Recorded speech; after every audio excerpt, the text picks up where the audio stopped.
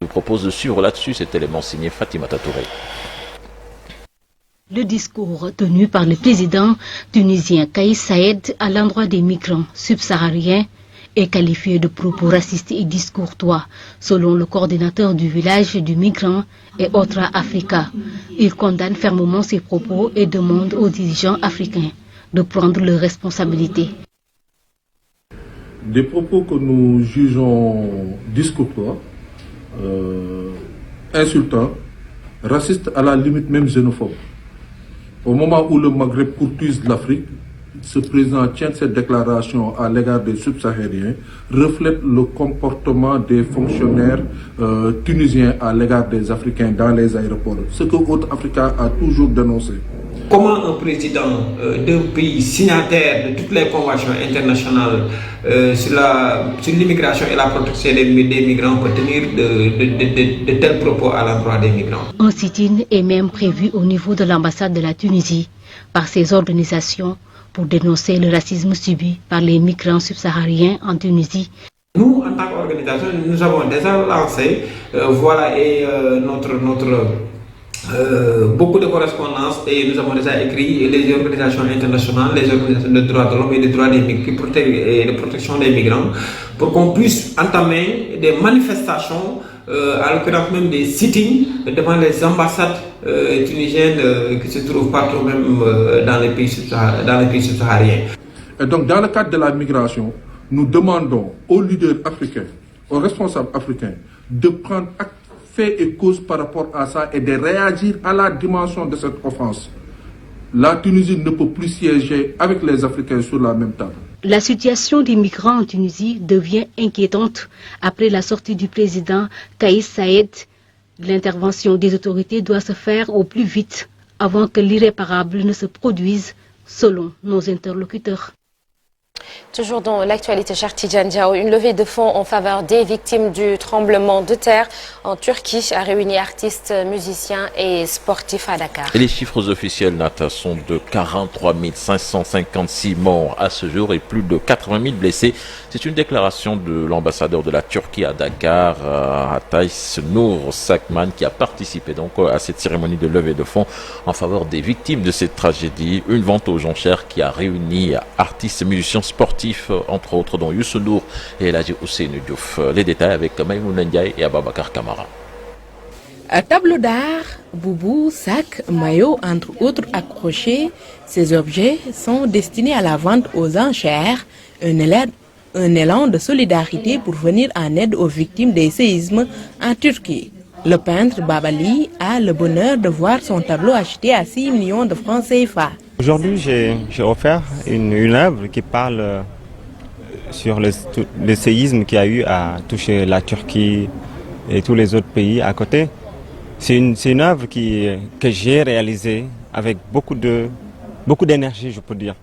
Le jour où je l'ai réalisée, j'étais tellement bouleversé à l'intérieur que je ne pouvais pas rester sans rien faire.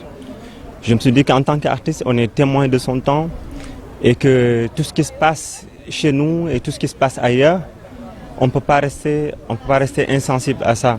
Un autre artiste, le musicien Youssou Ndour, cède une tenue portée en Japon en octobre 2017 au coût de 8 500 000 francs CFA. Une belle initiative selon la star planétaire. Avec cette belle initiative autour de l'art et du sport, on a vu beaucoup de participants, déjà des gens qui ont donné leur œuvre, comme moi j'ai eu à donner ma tenue, et montrer que le Sénégal est solidaire et qu'il faut se mettre à la place de l'autre pour voir ce qui s'est passé en Turquie. C'est terrible. Des familles, le peuple a été vraiment touché. Et je suis venu vraiment en tant qu'ami de Turquie et vous dire que nous sommes solidaires. Et c'est une solidarité partagée par tous les Sénégalais.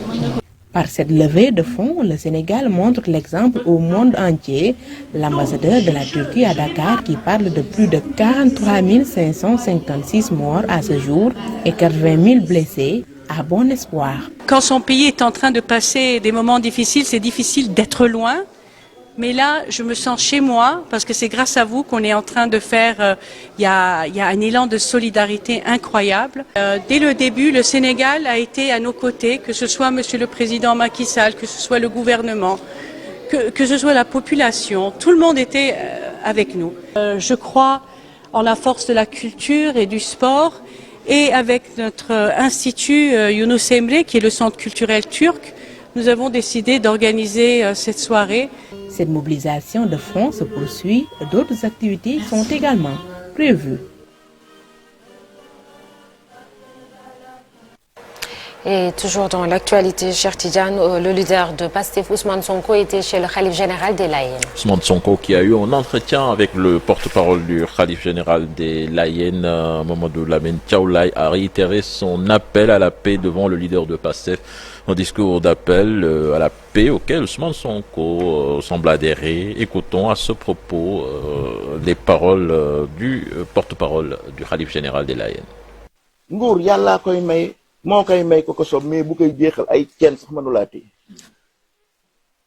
Le pouvoir relève de la volonté divine. Alors pourquoi vouloir s'entretuer pour quelque chose qui est indépendant de nous ou de notre volonté? La religion musulmane prône la paix. C'est dans la stabilité que tout peut s'acquérir. Alors il ne faut pas se voiler la face. Ce discours est valable pour tous. Pouvoir comme opposition, ça m'est égal. Nous sommes là pour tous les citoyens. Enseigner les bonnes pratiques tirées de l'islam pour la paix et le développement de nos terroirs. Je le répète, la paix, c'est l'arme d'une nation. Rien ne peut se construire dans le désordre et l'instabilité. Voilà, Soranata, donc c'était là l'essentiel de l'actualité nationale de ce matin.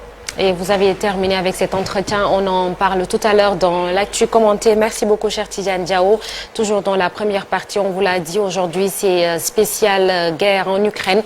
Cela fait 1 an donc. Des milliers de personnes ont perdu la vie dans ce conflit, sans compter les conséquences économiques et géopolitiques. On en parle. Et puis, Marcel Farba-Maroun reviendra sur les chiffres avec beaucoup plus de précision. Tout de suite, l'actualité internationale.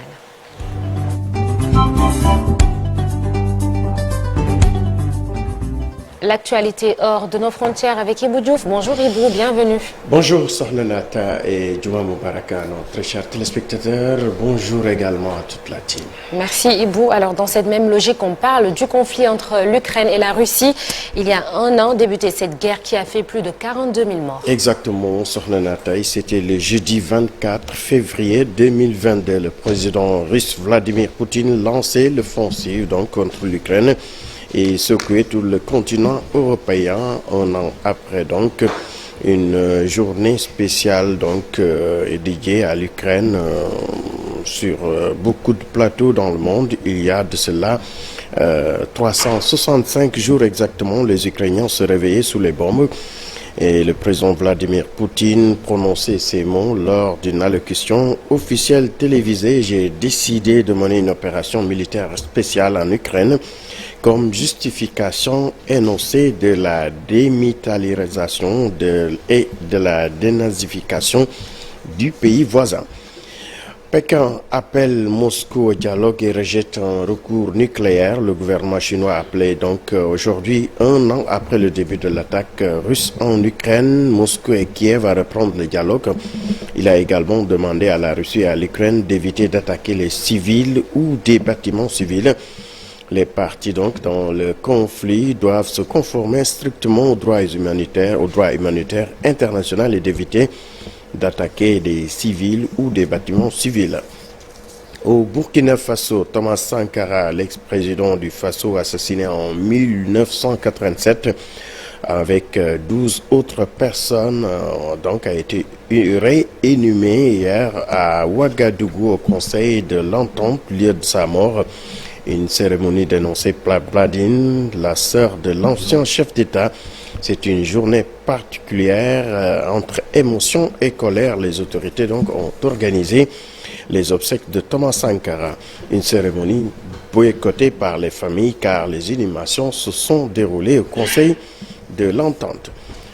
Aux États-Unis, le producteur Deshi Harvey Weinstein, condamné à 16 ans de prison à Los Angeles pour viol.